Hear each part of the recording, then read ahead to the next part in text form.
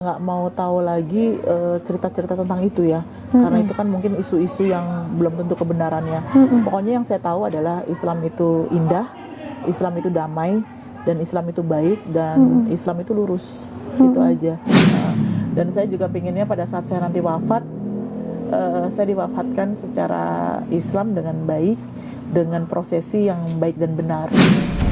Inna ad-dina 'indallahil Islam.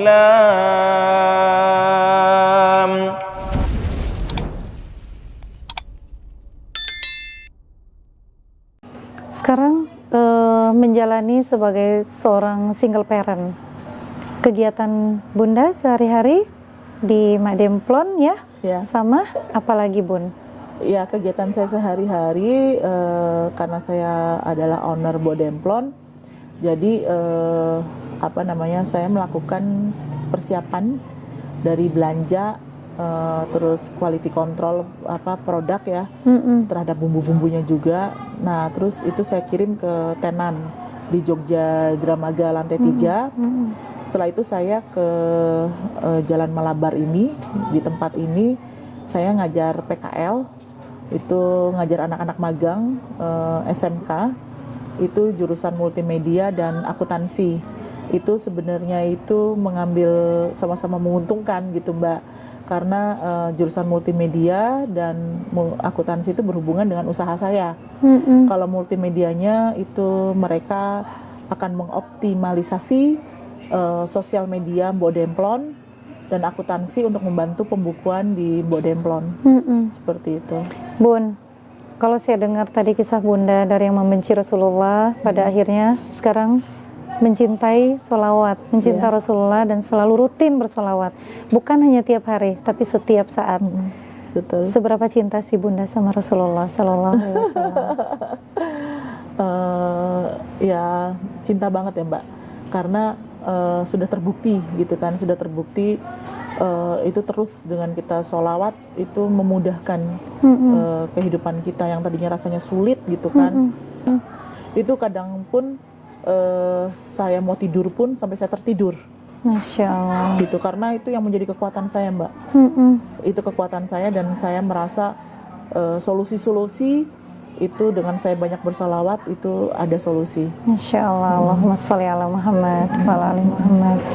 Bunda, apa upaya Bunda untuk semakin menguatkan iman Islam Bunda? Atau ya kalau tadi Bunda merasakan keajaiban solawat, itu semakin menguatkan. Tapi kita sebagai seorang muslim kan wajib menuntut ilmu. Dan ada upaya itu enggak di Bunda? Alhamdulillah, karena saya salah satu santriwati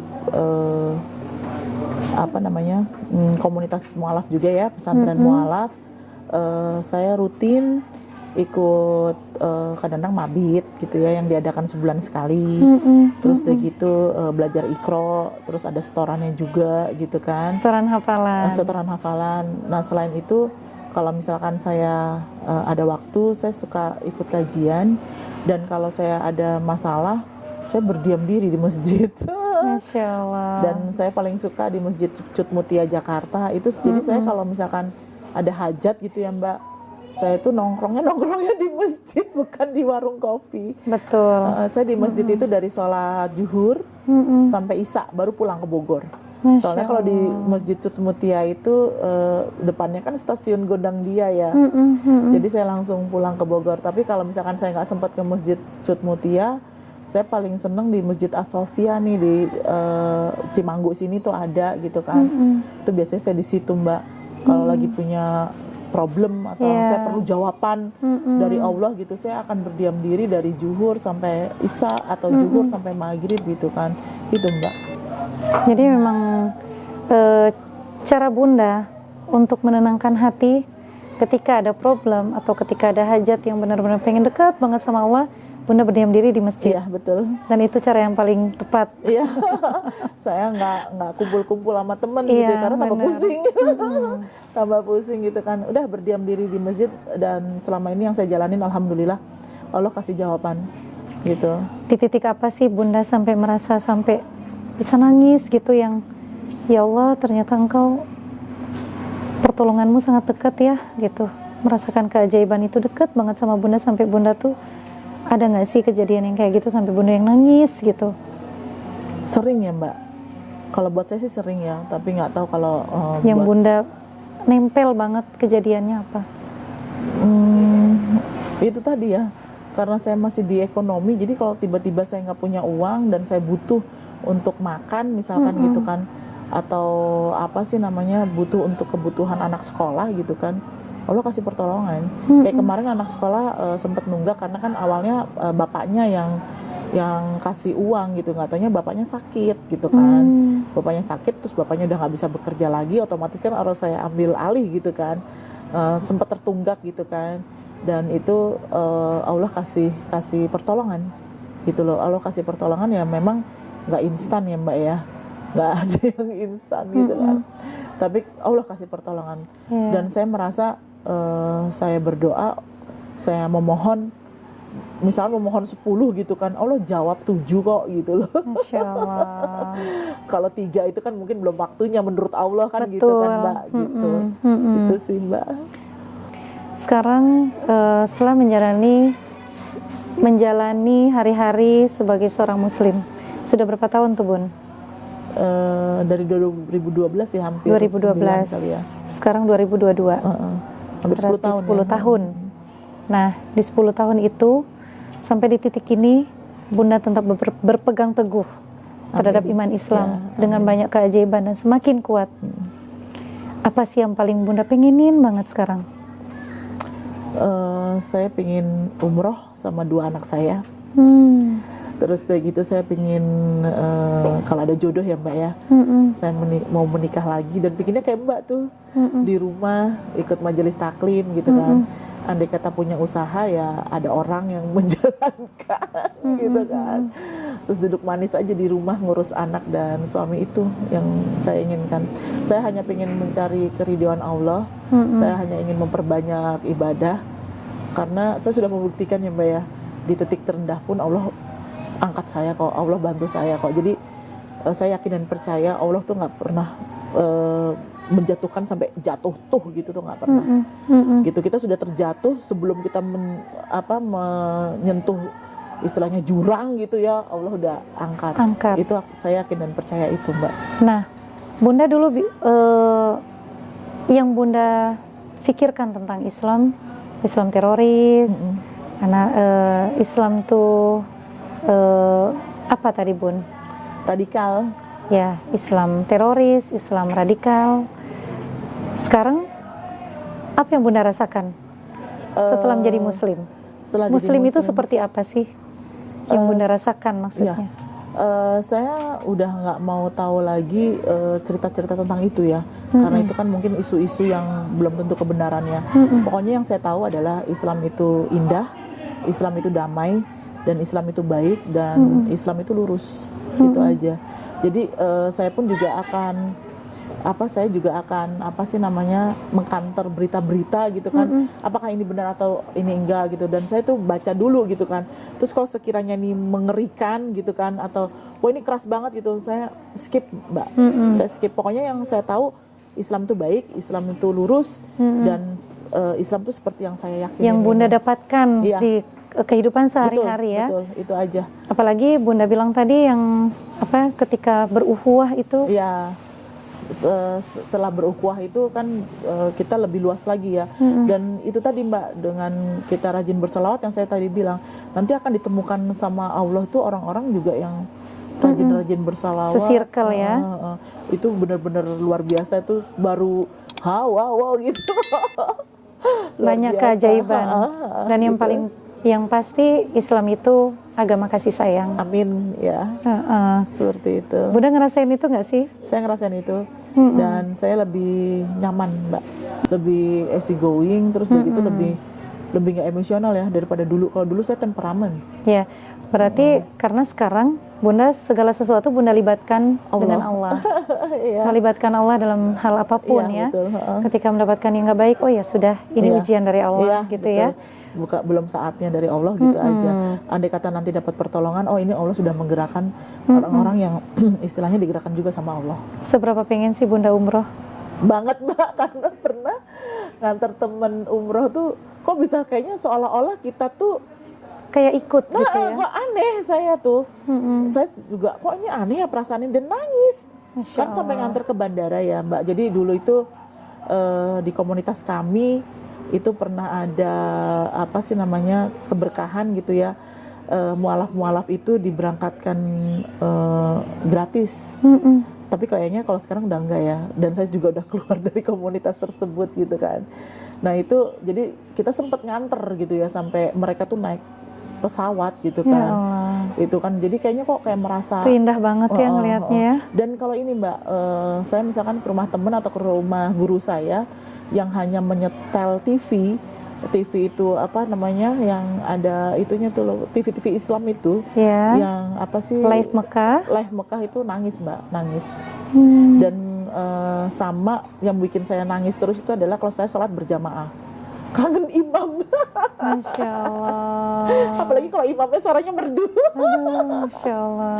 Itu sih Mbak, kangen banget apa namanya punya seorang imam. Iya. Seperti itu sih. Sosok suami yang bisa Ya, menjadi imam ya. Dan saya juga pinginnya pada saat saya nanti wafat, saya diwafatkan secara Islam dengan baik, dengan prosesi yang baik dan benar. Dan saya sudah Amin. sempat titip sama tetangga-tetangga saya juga gitu kan. Pada saat itu saya datang ke prosesi mau apa sih memandikan, mengkafani gitu kan. Dan itu janais ya Mbak ya yang melakukannya, janais ahwat gitu kan. Dan saya udah pesen sama tetangga saya dan di dalam YouTube Mbak saya juga udah berarti ini termasuk amanah ya Mbak. Betul.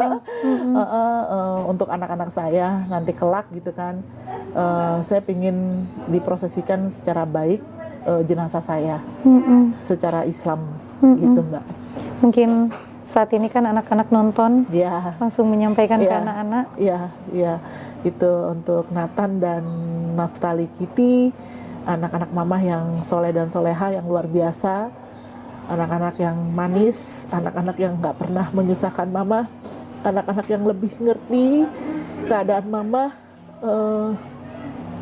Mama pesan pada saat nanti mama nggak ada di dunia ini, mama hanya minta doa-doa kalian sama prosesi mama jenazahnya minta di prosesi secara Islam dengan baik. Gitu aja. Masya Allah. Ya, Kita memang kan namanya umur kita nggak pernah tahu iya ya. betul Mbak. Ada pesan nggak buat anak-anak setelah misal Bunda nggak ada, apa ya harapan Bunda untuk mereka? Harapan saya tetap menjadi anak-anak yang tawadu, tetap menjadi saat ini mereka menjadi leader ya. Mungkin karena bawaan dari saya ya Mbak ya.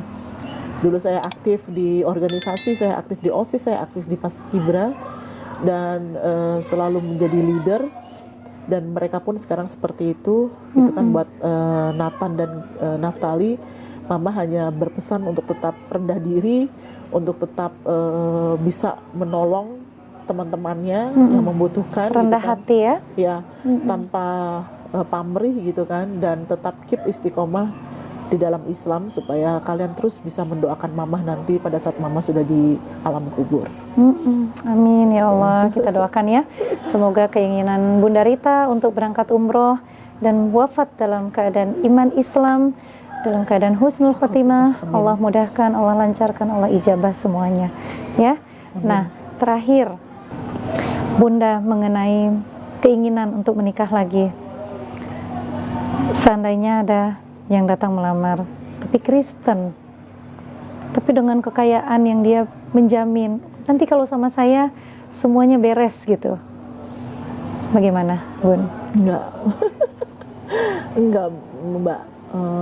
Buat saya sekarang satu akidah itu penting.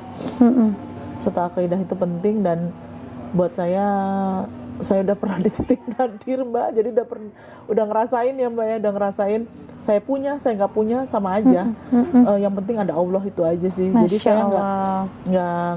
nggak pengaruh gitu ya Mbak. Jadi Islam udah memang satu-satunya yang dipegang ya. Dan itu mungkin Allah juga ngajarin saya, Allah juga bersaksi langsung gitu kayak kepada saya, karena kan dulu saya emang duniawi banget ya Mbak ya, suka shopping gitu gitu kan, boros gitu kan, itu kan adalah suatu hal yang Allah nggak suka kan gitu kan. Jadi Allah kayaknya ngajarin saya secara langsung gitu kan, jadi mau ada mau nggak ada sama aja. Masya Allah. Terakhir Bun, pesan-pesan buat untuk para mu'alaf yang ya siapa tahu sekarang lagi nonton. Ya, sepengalaman saya untuk para teman-teman mu'alaf, saudara-saudara mu'alaf, itu harus sering mendekatkan diri dengan teman-teman juga yang sesama mu'alaf, biar saling dikuatkan. Dan jangan punya, misalkan masalah kita di uang, masalah kita di ekonomi, jangan terus tujuannya itu adalah harus cari uang, enggak. Yang seperti saya tadi bagi pengalaman adalah udah duduk diam, kita hanya sholat, hanya berdoa, nanti biar Allah yang mendatangkan penolong-penolong bagi kita. Hanya itu gitu loh. Jadi supaya kita pun jadi mu'alaf juga jangan terkesan jadi mu'alaf yang minta-minta gitu kan, karena saya pernah dicap seperti itu dan itu rasanya luar biasa gitu kan. Kayak kita tuh jadi kok kayak gini banget ya, kok jadi kayak terhina banget gitu ya, gitu ya. Seperti itu tuh pesan saya Mbak. Masya Allah. Jadi untuk para mu'alaf, carilah teman-teman yang soleh dan soleha, yang saling menguatkan iman Islam. Amin. Bukan hanya ekonomi, tapi yang terpenting adalah akidah kita. Kita pegang, karena pilihan Islam adalah pilihan yang tepat. Dan Islam adalah untuk mereka orang-orang yang berpikir, orang-orang yang cerdas. Hidayah itu mahal, maka pegang kuat-kuat. Ya. Oke, alhamdulillah demikian sharing kita hari ini. Jazakillah khairan buat Bunda Rita. Iya Mbak. Sangat menginspirasi ya, dan semoga semakin memotivasi kita dalam rangka ketaatan kepada Allah. Yuk hijrah, karena hijrah bukan hanya milik mereka para mu'alaf, tapi juga milik kita yang sudah terlahir sebagai muslim, tapi masih lalai dalam menjalankan perintah-perintahnya. Sebelum saya tutup, jangan lupa like, share, subscribe, dan komen di bawah sini. Pastikan aktifkan lonceng notifikasi agar bisa terus mengupdate video-video terbaru dari kami. Dukung terus channel Kisah Hijrahku agar bisa terus menjadi sarana dakwah yang lebih luas lagi. Saya Yuli Puspitasari dan Bunda Rita. Assalamualaikum.